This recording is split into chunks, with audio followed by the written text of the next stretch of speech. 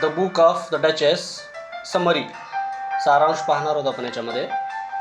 कवितेची सुरुवात कवीच्या निद्रानाशाने होते. त्याला झोप लागत नाही, त्यामुळे तो एक प्रेमकथा असलेले पुस्तक वाचतो.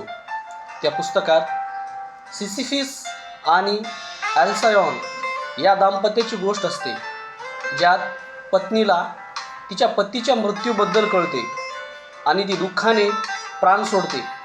ही कथा वाचल्यानंतर कवी झोपतो आणि त्याला एक स्वप्न पडते.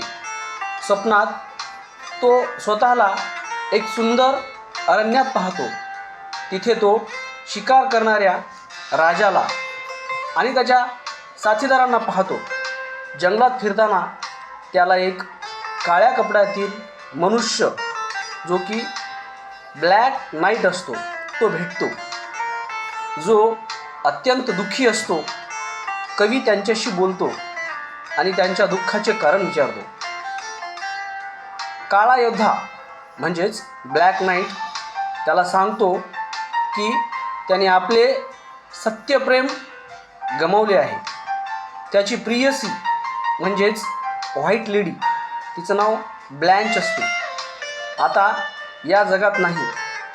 तो तिला सौंदर्य, बुद्धी आणि नम्रतेचे वर्णन करतो आणि तिच्या मृत्यूने झालेल्या दुःखाची कहाणी सांगतो. कवी त्याचे दुःख समजून घेतो. स्वप्नाच्या शेवटी कवी जागा होतो आणि त्याला हे सगळे स्वप्न असल्याचे कळते. पण या स्वप्नात त्याला प्रेम, विरह आणि मृत्यूचे गूढ अर्थ समजतात. प्रेम आणि हानी, शोक आणि स्मरण, स्वप्नांचे प्रतीक, सांत्वना आणि मानवी भावनांचे चित्रण असे यात वर्णन केलेले आहे.